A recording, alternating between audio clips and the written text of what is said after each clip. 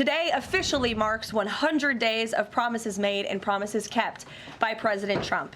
This has truly been the most historic start to a presidency in American history. After building the greatest economy in the world in his first term as president, President Trump is in the process of doing that all over again. And the White House striking a triumphant tone as it marks the first 100 days of President Trump's second term. It's been a whirlwind of action and headline-making moves, and here to break it all down is Fox News chief political analyst Brit Hume. Now, some numbers for you, Brit. Executive order signed 142. Cabinet members confirmed he got all 21 out of 21. That was pretty quickly done. Doge savings $162 billion, quite a bit short of what they thought eventually would be the case, and we'll wait to see on that. Border encounters, this is pretty incredible, a decrease of 94.2%. Your assessment on this 100 days, Brit? Well, it's a mixture. Certainly on the border, it's been a thundering success, done in a period of time way shorter than anybody imagined, except possibly Mr. Trump himself. So I think you got to chalk that up as a victory, and it's one where the public approval is pretty high on the border. So I think that's a great success, and I can understand why they're promoting it as vigorously as they are. Obviously, things are more uncertain on the economy, and I was struck, Dana and Bill, by a phrase that I heard from Scott Bessent, the Treasury Secretary, when he spoke of the president's use of what he called strategic uncertainty, which I think really gets to the heart of things on the economy for this reason. Strategic uncertainty may be something that's valuable and useful to a negotiator. And the president likes that, and that's his style of negotiating, and he has succeeded with it in the past. However, uncertainty is very hard on business and industry and on the economy. Because, and you heard Scott Bessent throughout the rest of that interview he did this morning, talking about new ways to have clarity and how, we get some trade deals that things will calm down and so on. I think that may well be true. But I think that strategic uncertainty, which is kind of a euphemism when you think about it, describes perfectly the situation we're in with regard to the economy. Let me tick off two things quickly. I think it's a consequential presidency, whether you like what he's doing or not, whether you like him or not. And we've got 3.5 more years of it. Neil Ferguson writes this: Donald Trump is crushing his to-do list. One day, historians will refer to this as the most consequential to-do list in American history. In the first 100 days back in the White House, Donald Trump has crushed that list. You cannot accuse him of overpromising and undelivering. And Dana just ticked off a number of things that we have seen. Meanwhile, you've got the other side. And it really seems like old dog, same tricks. This is a congressman from Michigan filing charges of impeachment against Donald Trump. Donald Trump has already done real damage to our democracy, but defying a unanimous 9-0 Supreme Court ruling, that has to be the final straw. It's time we impeach Donald J. Trump. In this country, we have presidents, not kings. That's not just misconduct, it's impeachable misconduct. This isn't leadership. Is tyranny. So I imagine if Donald Trump's watching that, he'd probably say something like, "Is that the best you got?" And this play was run several times the first time around, Brit, as you know. Yeah, that thing's not going anywhere. I mean, those remarks you just played they fall in the category of things the world will little note nor long remember. They almost seem slightly comical. This is going to be a controversial and turbulent presidency. It has been off to perhaps the fastest start of any we've ever seen. He was doing everything, everywhere, all at once, and doing that on the strength of a slender but convincing victory. So it's an ambitious agenda, such as we've never seen, as Niall Ferguson's piece suggests. Not all of it has come to fruition. A lot of it is balls in the air right now. And that's kind of where we are. The president may be able to land all these airplanes he's got out there successfully, and one hopes that he will. But he hasn't yet, and that accounts for the fact that his poll numbers have declined to some extent. Brit Hume, thank you so much for being on America's Newsroom. It's an honor to have you on the show. My pleasure. Thank you. Thank you, Brit. We'll talk soon. When you don't control Congress, when you don't control the White House, and people are feeling helpless and powerless, it's time for people to mobilize, and I wanted people to hear that they do have power. We can't be a party of do-nothing. It's important to us to stand up in this crisis and to speak out and, again, push back. So Illinois Democratic Governor J.B. Pritzker is out there doubling down now on sharp rhetoric against the Trump agenda. All this happening just a day after he delivered a fiery speech in New Hampshire calling for, quote, disruption and mass protests. His progressive messaging becoming a staple of Democratic talking points. And Aisha Hasni's on that story live on Capitol Hill today. Aisha, how's that going over?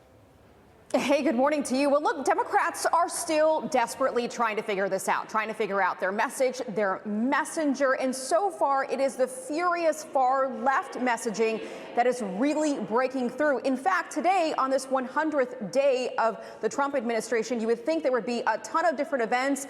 Well, the big event of the day is led by progressive Senator Bernie Sanders. He is leading the way to reintroduce the Medicare for All Act. Big press conference coming up here in just about an hour.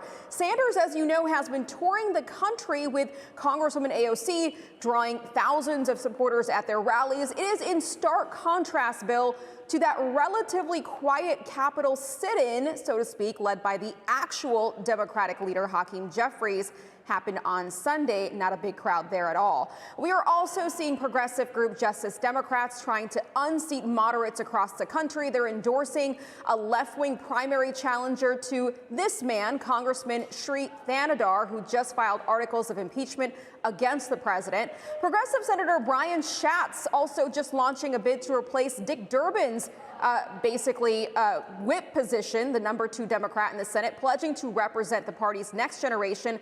And then, of course, there's the messaging across the party, more profane than ever, and Republicans are watching and loving this. What the Democratic Party generally does need to do is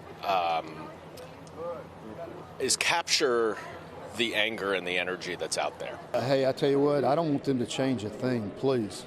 Keep going and doing what you're doing, saying what you're saying. You know, you can tell you that they're rudderless.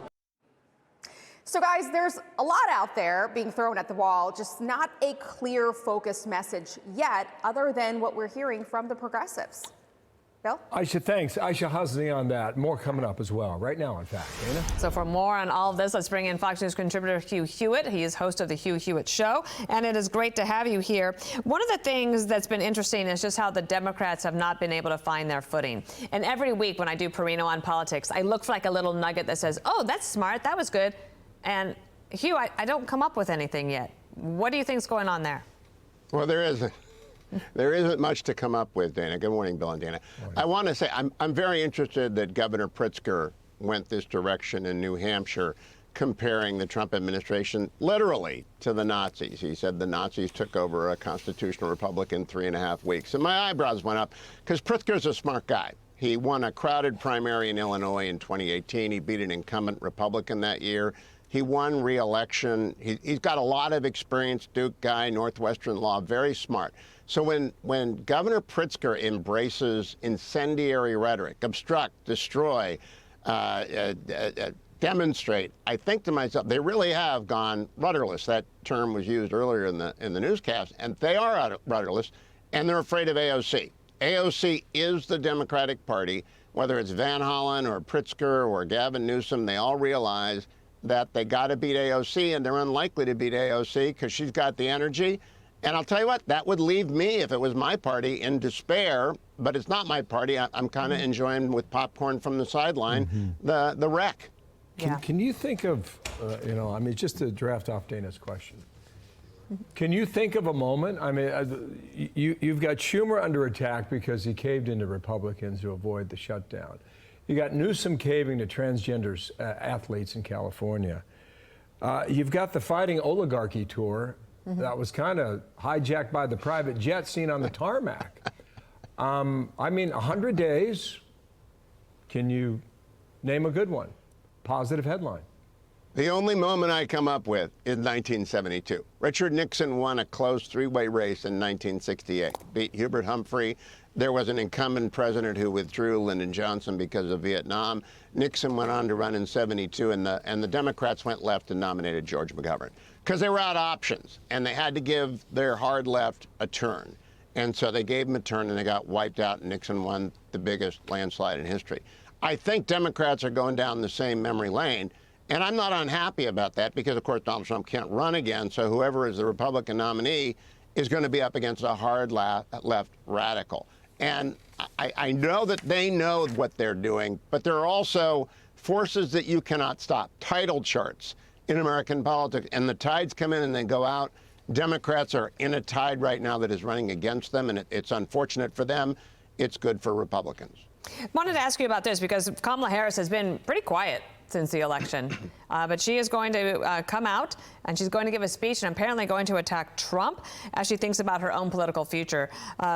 This was said about her that she will reflect on the enduring promise of America and issue a call to action in the face of reckless economic policies and the urgent and escalating crises facing America's institutions and global leadership. And while it is true, President Trump's approval ratings right now at the first 100 days are maybe lower than they would like them to be, the people who think the country is going in the right direction now compared to a year ago is still quite high. Yeah, and the most important thing of the 100 days, Dana, is President Trump ran on closing the border, and the border is closed. No one is coming across the border, and Democrats did not do that by choice now. It is obvious it was a choice because Donald Trump closed it.